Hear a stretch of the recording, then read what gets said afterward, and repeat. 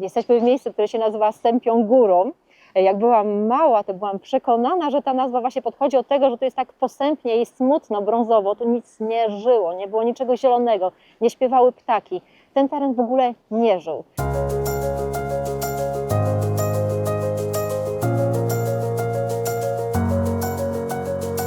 Lasy są czymś więcej niż tylko pięknymi krajobrazami. Są płucami naszej planety, które podtrzymują życie na Ziemi. Nie tylko oczyszczają powietrze, którym oddychamy, ale także zapewniają dom niezliczonej ilości gatunków roślin i zwierząt. Nie jestem w stanie policzyć, ile czasu spędziłam w lasach, trenując kolarstwo górskie i na szlakach podczas wypraw w góry. W dzisiejszych czasach, kiedy zmiany klimatyczne i działalność człowieka zagrażają ich istnieniu, zrozumienie i ochrona tych zielonych skarbów staje się pilniejsza niż kiedykolwiek. W naszym filmie podążymy śladami najlepszych praktyk zrównoważonego zarządzania lasami, które łączą potrzeby ludzkie z ochroną środowiska. Dowiemy się również, jakie korzyści płyną z leśnych kąpieli.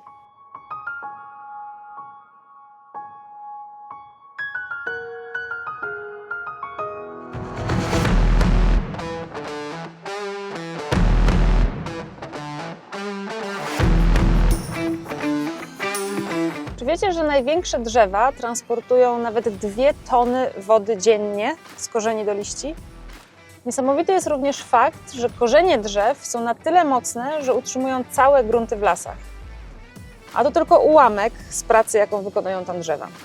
Lasy zajmują około 30% powierzchni Polski, co czyni je jednym z najważniejszych elementów krajobrazu naszego kraju. W tym odcinku odwiedzimy lasy Gór Izerskich. To wyjątkowe miejsce, aby opowiedzieć o gospodarce leśnej. W latach 80. XX wieku Góry Izerskie były miejscem największej klęski ekologicznej w Europie, kiedy wskutek nieprzemyślanej działalności człowieka doszło do śmierci lasu na kilku tysiącach hektarów. Dziś, dzięki ciężkiej pracy leśników, las wrócił w Góry Izerskie, a powietrze i woda są kryształowo czyste. Cześć Basiu, bardzo dziękuję za Twój czas, Twoją obecność i gościnę w tym przepięknym miejscu.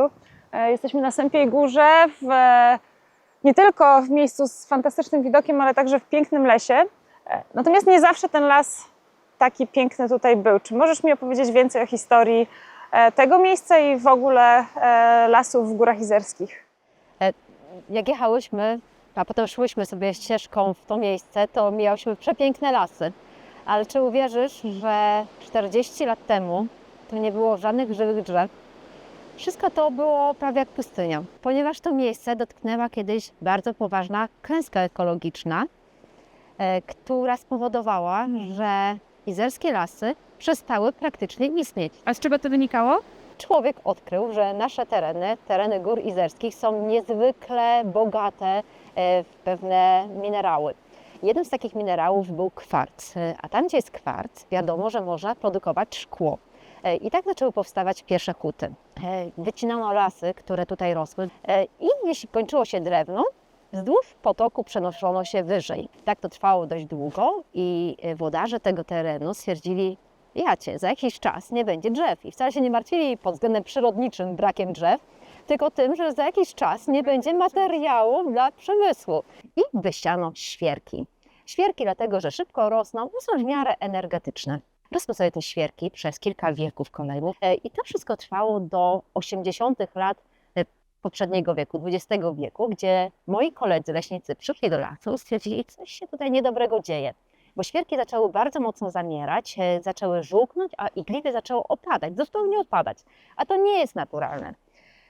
Co się okazało? Okazało się, że to wszystko jest efektem emisji przemysłowych. Pojawiły się siarczany i azotany w atmosferze, które spowodowały tak zwane kwaśne deszcze, które zaczęły trawić te nasze lasy i w ten sposób one zaczęły zamierać. Ile czasu zajęła ta odbudowa?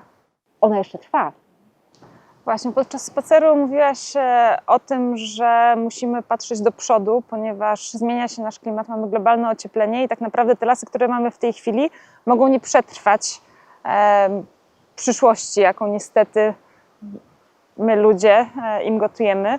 W jaki sposób można się przed tym zabezpieczyć? Czy już teraz prowadzicie taką gospodarkę leśną, która ma sprawić, żeby ten las właśnie przetrwał długie, długie lata?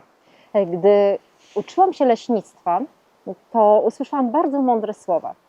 Gdy patrzysz na las, nie możesz widzieć tylko tego, co jest w tej chwili, tylko musisz patrzeć w przyszłość. Musisz widzieć ten las, jak będzie wyglądał za 40 lat i za 80 lat.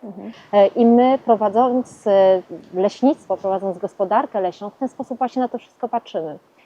Gdy myślimy o jakimś obszarze, to myślimy, co musimy posadzić, co będzie tu rosło za 20 lat, za 30 lat, jak dużo powinno być drzew na tym obszarze, jakiego gatunku, żeby zapewnić ciągłość lasu. To jest nasze główne zadanie, zapewnienie ciągłości lasu, żeby on był teraz i spełniał wszelkie nasze potrzeby, bo potrzeb z lasu mamy bardzo wiele, ale także, żeby spełniał potrzeby przyszłych pokoleń. To jest nasze zadanie główne, to jest nasza misja i jej musimy realizować.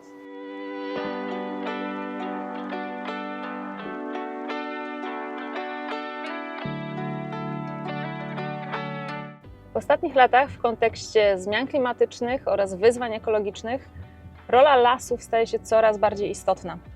Są one nie tylko miejscem schronienia dla dzikiej przyrody, ale także kluczowym elementem strategii związanej z ochroną klimatu, absorpcją dwutlenku węgla oraz walką z degradacją środowiska. Są one także miejscem odpoczynku i ładowania akumulatorów.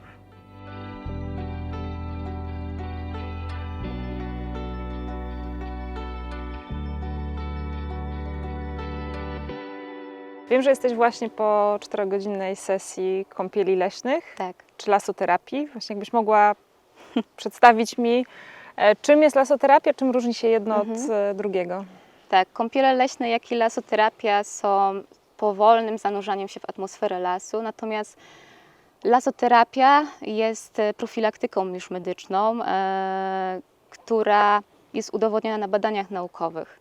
Kąpiel leśna jest częścią lasoterapii, tak samo jak aromaterapia czy arterapia, mindfulness. Natomiast kąpiel leśną jesteśmy w stanie uprawiać sami, praktykować sami, po prostu pójść na spacer i w uważności, w byciu tu i teraz zanurzyć się tą w atmosferę lasu poprzez otwieranie zmysłów. Węch, wzrok, dotyk, słuch, smak czasami. Czasami przeplatamy i łączymy te zmysły. Chodzi też o pobudzenie takiej relacyjności z tym miejscem, z naturą, z przyrodą.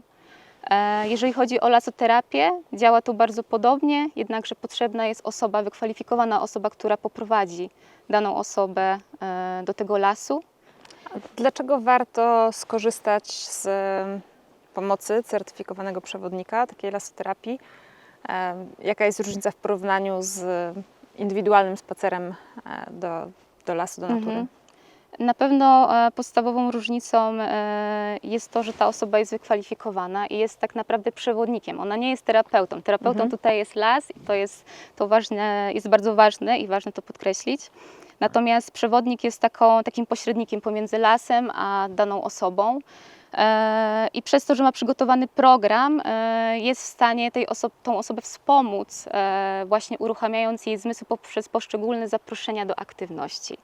Komu poleca się lasoterapię? Czy to jest powiedzmy już taka bardzo powszechna potrzeba, że każdy powinien z tego skorzystać? Czy są osoby, które w szczególności powinny pójść do lasu i spróbować lasoterapii, czy osoby w depresji? Myślę, że wszystkim to zrobi dobrze, natomiast faktycznie są grupy odbiorców, którym może to wspomóc, może je to wspomóc bardziej. Są to osoby właśnie z różnymi lękami, są to osoby z depresją, z różnymi schorzeniami psychicznymi, załamaniami, osoby przebodźcowane, zestresowane, osoby z problemami tutaj w układach immunologicznych, hormonalnych, pokarmowych. Tak naprawdę mamy tu już spektrum tych dolegliwości, natomiast każdy z nas będzie odbierał ten las inaczej i każdy znajdzie ten sposób dla siebie inny. To można powiedzieć, że w takim razie trochę tak wracamy do źródeł, że kiedyś człowiek spędzał w lesie dużo czasu, a w tej chwili po prostu już tak pędzimy, jesteśmy otoczeni cywilizacją, przebodźcowani i de facto po prostu natura jakby dopomina się sama Tak. tego kontaktu? Tak, jest to pewien cykl, zgadza się. Jesteśmy przebodźcowani, jak powiedziałaś, wkracza tutaj wirtualna rzeczywistość, żyjemy częściej online, jednak w telefonie, gdzieś tam siedząc w pracy przed komputerem ciągle i ta natura jest tutaj niezbędna, żeby tak naprawdę przywrócić nas do jakiejś takiego balansu w tym wszystkim. Agata, powiedz, od dawna słychać o sposobach kontaktu z naturą poprzez przytulanie drzew chociażby. Czy to też jest część lasoterapii i co właściwie się dzieje z organizmem człowieka, kiedy wchodzi do lasu? Przytulanie drzew, tak zwana sylwoterapia, jest taką praktyką bardziej opartą na własnych subiektywnych odczuciach. Nie ma na to badań naukowych.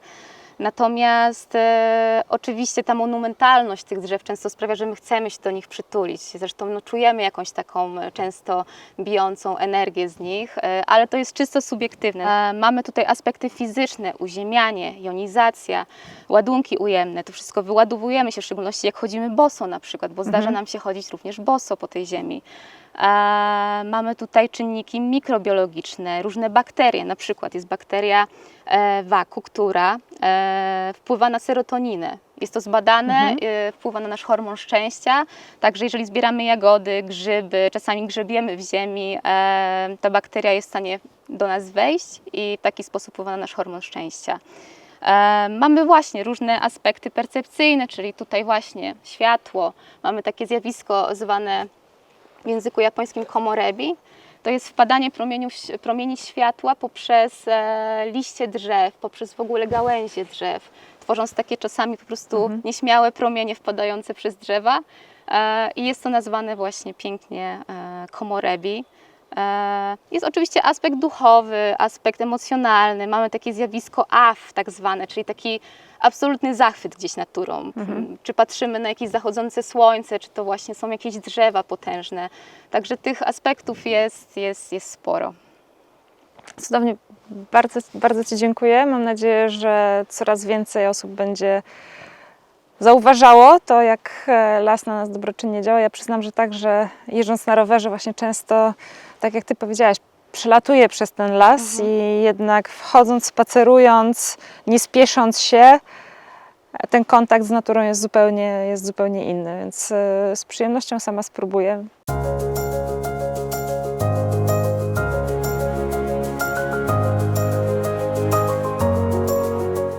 Lasy są przyszłością naszej planety. To nie tylko miejsce wypoczynku i inspiracji, ale kluczowy element zdrowego i zrównoważonego życia na Ziemi. Ich ochrona to nasza wspólna odpowiedzialność, którą musimy traktować z pełną powagą, aby zapewnić przyszłym pokoleniom czyste powietrze, wodę i stabilne ekosystemy.